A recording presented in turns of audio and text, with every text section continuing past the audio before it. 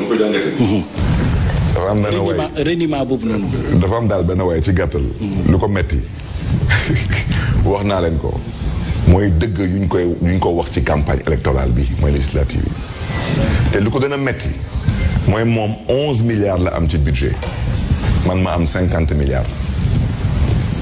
lu ko metti mooy moom mënul liggéey te man maa ngi liggéey. lu ko metti mooy moom du wax dëgg man damay wax dëgg.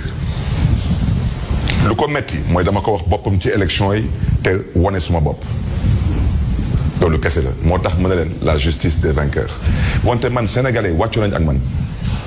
tey man maa noro delloo njukkal askanu Sénégal te sénégalais yi ma bëgg a wax ci leer Sénégal du ñu joxe mukk bopp di roo ci làmmiñ. président Ablaye Wade dañ ko fal 2000 jox ko majorité assemblée 2012 ñëw ñu fal président Macky Sall jox ko majorité assemblée mbokk yi fi nekk dañ leen fal ci 2024 jox leen assemblée wante ne ko ñëpp déggee noonu moo tax mën na leen bu kenn xas askanu Sénégal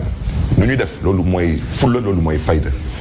parce que nit ki doo ko jiital di ko galgal loolu du jëfu gor wante lu am ba am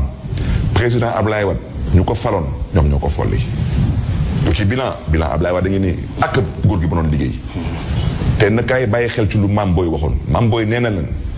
travailler toujours travailler et encore travailler Mame Boye waxuloon parler toujours parler et encore parler. mais est-ce que nekkoo di tombé ci seen piège moo waxee loolu mooy résistance bi ngay def jamono jii nii tey ñu bëri jàpp ne mën nga bàyyi ñu topp sa ginnaaw ñu déroulé maanaam blocage tey jii nii bu amee est-ce que du ñu nangu lépp ngeen ñàkk lépp benn yoon. ba pare ci Ablaye Wade ñëw ci Macky Sall ñu faloon Macky Sall ñoo ko folli ñii ay mindeef ñoo leen fal du noonu waaye ay mindeef ñoo leen di folli.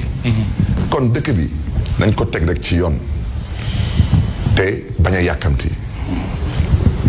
lii nii ma waxaat leen ko yàlla suy defar amaana mu mel ni kuy yàq wante maa ngi dolliwaat di santaat yàlla bu baax a baax parce que luñ ma may su ma doon politique 10 ans di campagne électorale 10 ans amaana lu ma am nii